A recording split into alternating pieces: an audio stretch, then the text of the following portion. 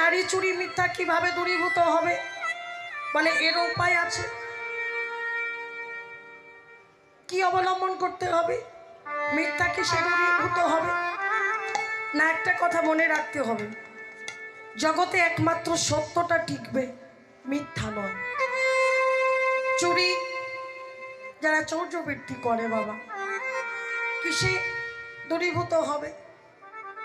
যারা চুরি করে বাবা, কেউ অভাবে করে, আবার কেউ স্বভাবে, জন্মগত। রাধে রাধে। পূর্ব জন্মের স্বভাব ছাড়তে পারে না তো বাবা। তাহলে চৌর্যবৃত্তিটা কিভাবে দূরীভূত হবে?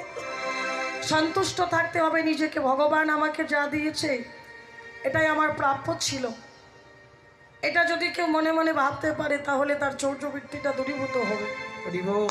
আর নারী সঙ্গ, সেটা কি সে দূরীভূত হবে? রাধে রাধে।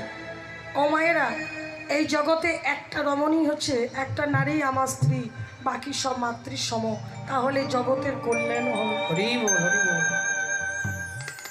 এত গেল মনুষ্যত্ব। দেবত্ব লাভ কিসে হবে?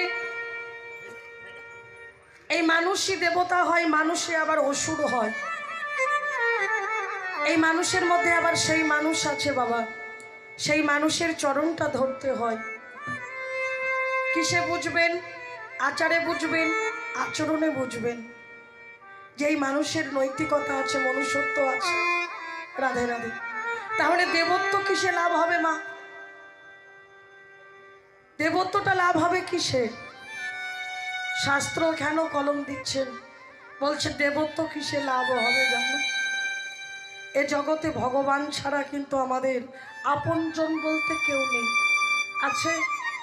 যেদিন আমরা ধরাধামে এসেছিলাম, যেদিন মাতৃ জঠরে ছিলাম, হেড মুন্ডে ঊর্ধ্বপদ হয়ে কত কৃমিকীটের দংশন, কত কিছু সহ্য করেছি।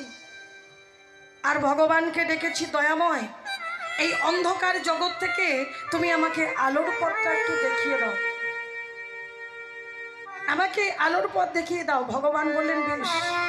তিনি তো করুণাময়, তিনি কৃপাময়, তিনি দয়াময়, তিনি কৃপা করলেন।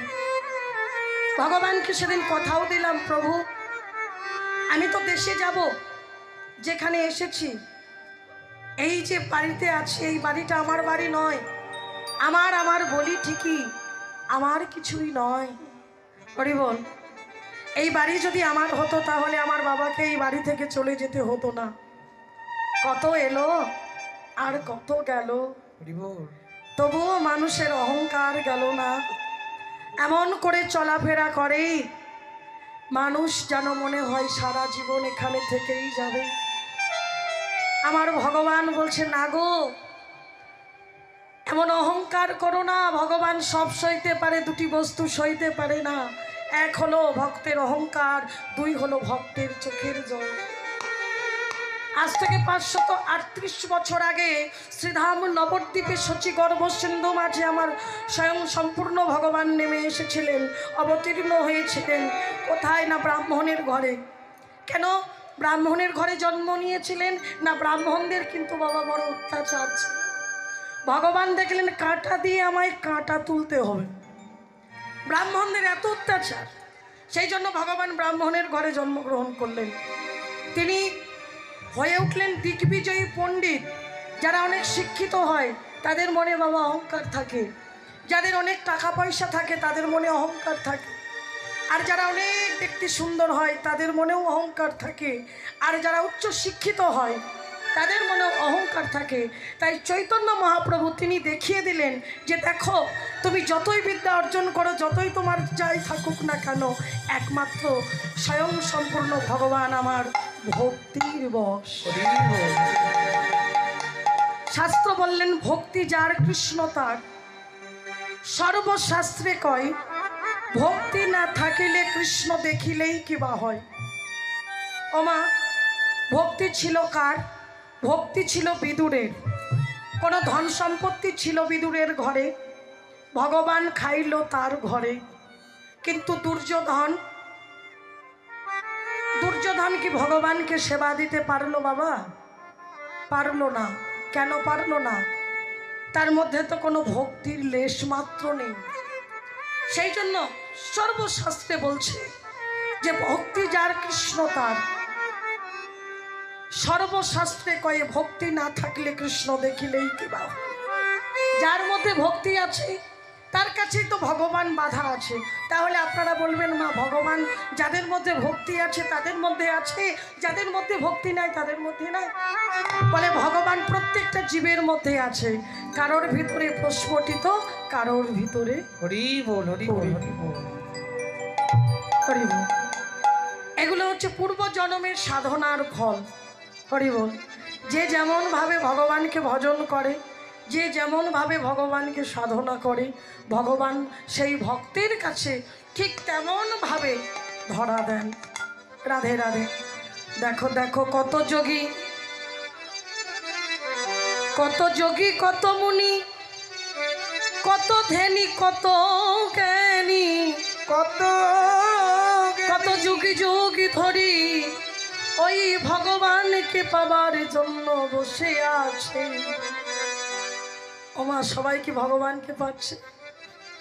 কিন্তু যার ভিতরে ভক্তি আছে সে ভগবানকে পেয়ে যাচ্ছে। তার প্রমাণ হচ্ছে বৃন্দাবনের ব্রজ গোপিনীগণ। অতি সহজেই ভগবান কৃপা করলেন। বৃন্দাবনের আলা ভোলা গোয়ালিনীর দল, তারা ভগবানকে পেল। কিন্তু যারা যোগী, যারা মুনি যুগ যুগ ধরে সাধনা করছে, তারা কিন্তু ভগবানকে অতি সহজে পেল না। রাধে রাধে। তাই মাগো, সেই ভগবান গোলক ছেড়ে এই ভূলোকে নেমে এলেন কিসের জন্য? না আমাদের মতো কলির হত দরিদ্র ভক্তকে কৃপা করবেন বলে। কলির মানুষের ধৈর্য কম, জ্ঞান কম, বুদ্ধি কম, আবার পরম আয়ুটাও কম।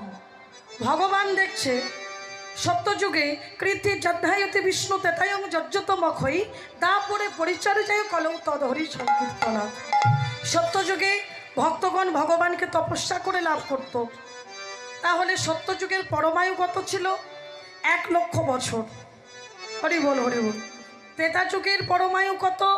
না 10,000 বছর। তারপরের পরমায়ু কত? 1,000 বছর। আর কলির পরমায়ু কত? কোন শাস্ত্রে আছে? না। এই কলিযুগে কে কখন কোথায় কিভাবে এই জগৎ ছেড়ে চলে যাবে কেউ বলতে পারবে না।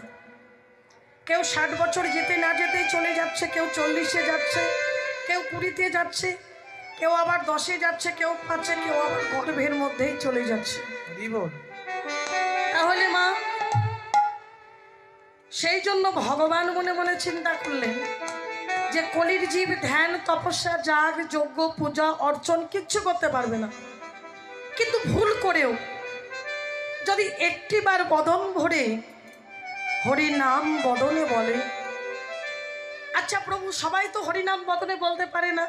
আচ্ছা ভুল করে যদি একটু শ্রবণ করে। আচ্ছা সবাই তো শুনতেও ইচ্ছুক নয়।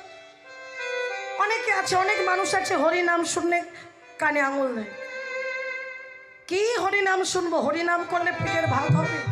ওমা, হরি নাম শুনলে, হরি নাম করলে এ জগতে হয়তো পেটের ভাত হবে না, কিন্তু আর একটা জগৎ আছে, সেখানে তোমার ভাই বন্ধু আত্মীয় স্বজন কেউ তোমার সঙ্গে যাবে না। যাবে? সেই দিন একমাত্র তুমি যাবে আর সুধামাখা নাম যাবে, কৃষ্ণ নাম।